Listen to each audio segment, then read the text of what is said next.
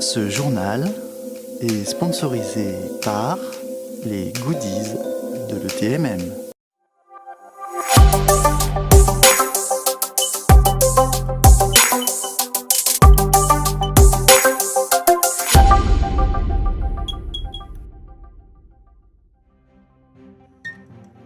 Bonjour et bienvenue dans votre premier JT ETMM. Alors avec ce premier numéro, c'est l'occasion pour moi de vous présenter mon équipe, puisque je ne suis pas seul derrière ce journal. Et je voulais donc vous présenter Anna, qui fait partie de l'équipe et qui préparera toutes les interviews que vous verrez le long de cette semaine. Nous avons également Sylvain, qui est en charge de résumer les journées, et je peux vous dire que c'est pas chose facile, et il le fait avec talent, et il l'a déjà fait lors de la précédente édition. Et puis je suis également accompagné avec Johan, qui lui aussi remet du service et qui m'aidera pour tout ce qui est micro-trottoir. Mais sans plus tarder, je vous propose donc de retrouver la première séquence, à savoir le résumé en images de cette première journée. En conférence d'ouverture, Pascal Rombi nous a rappelé l'importance des ARN régulateurs et leurs multiples fonctionnalités chez les bactéries. Elle nous a ensuite présenté le rôle des petits ARN régulateurs dans la dissémination et les infections chroniques de Staph aureus. Finalement, elle nous a montré comment ces petits ARN régulateurs ont également la capacité de se réguler entre eux. Pour cette première session sur la biologie des ARN, Anaïs nous a ensuite présenté un exemple de régulation croisée qui existe entre petits ARN régulateurs et les systèmes à deux composantes chez la bactérie Escherichia coli K12, mais aussi une version pathogène de cette bactérie, LF82, associée à la maladie de Crohn. Finalement, Pierre Manda nous a montré comment deux ARN régulateurs médiaient la synthèse des complexes fer-soufre en anaérobie et en conditions de stress oxydant. Il a également brillé dans ses réponses aux très inattendues questions qui lui ont été posées. Après le dîner, nous avons eu notre petite heure helvétique avec Patrick Linder qui nous a présenté le rôle primordial des hélicases dans la dégradation des ARN et comment elles impactent très localement les structures d'ARN. Il nous a également démontré que la recherche de mutations suppresseurs est un formidable outil pour identifier la fonction d'un gène. Ensuite, Peter Rader nous a présenté sa technique EMOTE, qui lui a permis de mapper les extrémités 5' des ARN dans le but d'identifier précisément les sites de coupure de l'endoribonucléase Y. Finalement, Aude Trinquier, qui a la difficile tâche de clore la session avant de trinquer, nous a parlé du lien entre la maturation des ARN de transfert et celle des ARN ribosomiques. Merci Sylvain pour ce résumé détaillé qui nous montre que cette école a déjà démarré sur les chapeaux de roue. C'est à partir de 14 h que les premiers écoliers sont arrivés sur les lieux, une arrivée immortalisée par nos équipes. C'est sous des trombes d'eau que sont arrivés les premiers participants à l'école. Dans un centre entièrement rénové, ils ont pu prendre possession de leur chambre et faire connaissance avec les autres participants.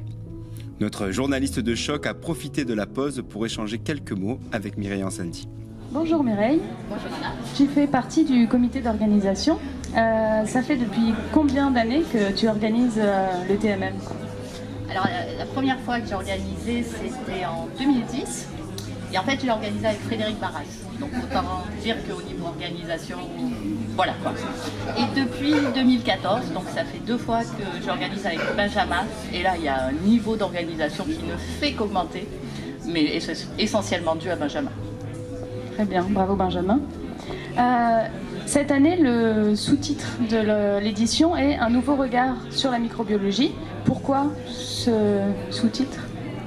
Alors en fait, lors du conseil scientifique, on a décidé d'inviter 3 personnes pour les ateliers du soir. Et il se trouve que les 2 ateliers en fait ont trait à la microscopie. Donc il nous semblait assez évident de faire un lien entre le regard et la microscopie. Et après, moi j'aime beaucoup un petit peu l'anachronisme des affiches que JR a réalisées avec cette petite bonne femme qui regarde sa boîte de pétri et ce petit monsieur qui regarde son éprouvette. Ben voilà, c'est un petit peu ce côté anachronique. Ok, on fait de la super résolution, on fait de la super microscopie, mais il faut toujours regarder ses boîtes de pétri. Des attentes en particulier pour cette édition ? Ouais, ça serait que tout le monde remplisse le questionnaire avant la fin de l'édition. Alors la nouveauté, grâce à Nico, c'est pas que l'apéro. Nico nous a fait un super site pour pouvoir remplir le questionnaire online.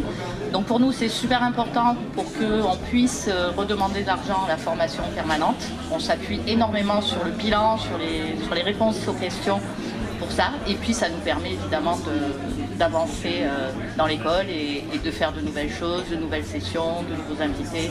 Donc il faut absolument remplir ce formulaire et nous faire plein de suggestions. Un petit mot pour la fin, Mireille ? Gramme plus ou gramme moins ? Moi, je préfère les sages. On enchaîne avec la première interview de notre jeune recrue. C'est à toi, Anne. Merci JR. Alors je suis avec Pascal Rombi.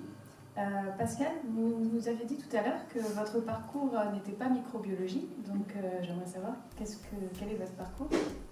Oui, alors j'ai fait tout d'abord un BTS et ensuite j'ai rejoint l'université de Strasbourg où j'ai eu la licence en biochimie et j'ai continué en biologie moléculaire.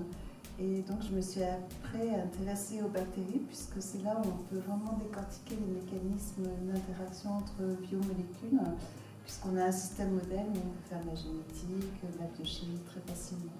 Voilà. Mais à la base, je suis biochimiste. Est-ce qu'on peut dire qu'il y a chez les ARN régulateurs un motif spécifique qui permet de reconnaître un gène spécifique en fait? Est-ce qu'il y a une spécificité structurale comme il peut y avoir chez les protéines? Oui, tout à fait. En fait, les ARN agissent un peu comme les protéines, donc ils ont une structure qui est bien déterminée, avec des motifs de reconnaissance spécifiques qui vont interagir avec les ARN ou avec les protéines. Donc les signaux sont présents et on peut les décortiquer assez facilement, mais ils peuvent être... quand ils vont cibler les ARN messagers, ça va se faire essentiellement par des appariements de base. Donc là, on va pouvoir prédire les complémentarités entre deux ARN. Pour les protéines, c'est beaucoup plus compliqué parce que là, on ne peut pas prédire les sites d'interaction d'une protéine. Donc en fait, le décodage qui est utilisé par les protéines pour reconnaître un ARN est encore très peu connu. Merci. Est-ce qu'on peut imaginer que les ARN non codants soient en fait d'anciens ARN messagers qui ont perdu leur fonction ou est-ce qu'il peut y avoir quelque chose comme ça Alors, ça, je ne saurais pas trop répondre, mais par contre, il y a des choses très particulières, c'est qu'on a souvent observé dans certains ARN non codants qu'on trouvait des séquences Shine-like avec des codons d'initiation et juste après des codons stop. Donc je ne sais pas ce que ça veut dire. Est-ce que ça veut dire qu'ils vont pouvoir séquestrer des ribosomes ou est-ce qu'ils ont perdu effectivement leur phase codante? J'ai aucune idée. Mais c'est vrai qu'on ne peut pas complètement exclure cet aspect-là. D'accord. Merci beaucoup, JR, à toi. Allez, sans plus tarder, on regarde notre dernière séquence. La question que t'as qu'une phrase pour répondre. C'est ma première participation à l'ETM. C'est ma première participation à l'ETM. Et moi, c'est ma première aussi. C'est la première. Non, c'est la troisième. Moi, c'est la première. Première fois. La première fois. Première fois. C'est ma deuxième fois. Troisième. Quatrième. Première. Cinquième. Troisième. Première. Oui. La deuxième fois et la meilleure.